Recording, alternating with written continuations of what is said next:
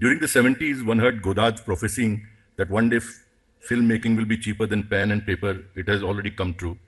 So now, with so much enthusiasm for non-fiction and experimental filmmaking, very affordable filmmaking tools, and decentralized production, the birth of a new vernacular digital filmmaker chronicling his own city becomes a possibility. Like a writer with his own press and loyal viewers, this brings new blood into the cinema with varied sensibility and new aesthetics. Thus, arguably, it may be the best time in the history of cinema to be a documentary filmmaker, but the same factor that empowers a young filmmaker, cheap cameras and software-based post-production, have also flooded the market with good films by such filmmakers who don't care if they get paid or make profit.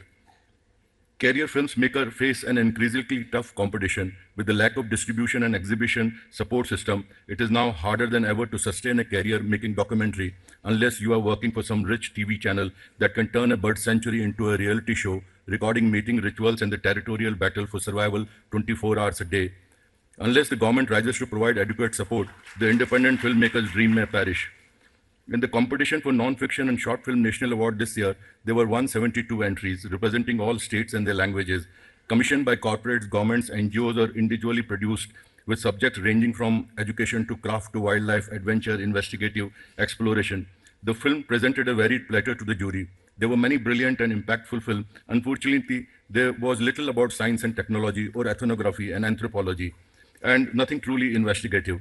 In the category of exploring, the film once again tended to be in the Discovery or National Geographic mode. I also wonder why there were no films about Gujarat or in Gujarati.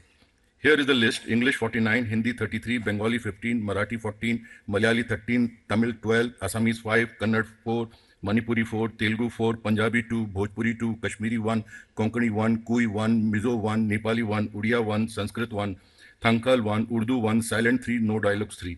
We were 7 members, and all my fellow jurors were accomplished great minds.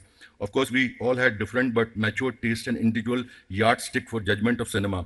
With all our innate biases, classes, caste, and regional loyalties, consensus sometimes looked like a compromise, and we had hearty discussion.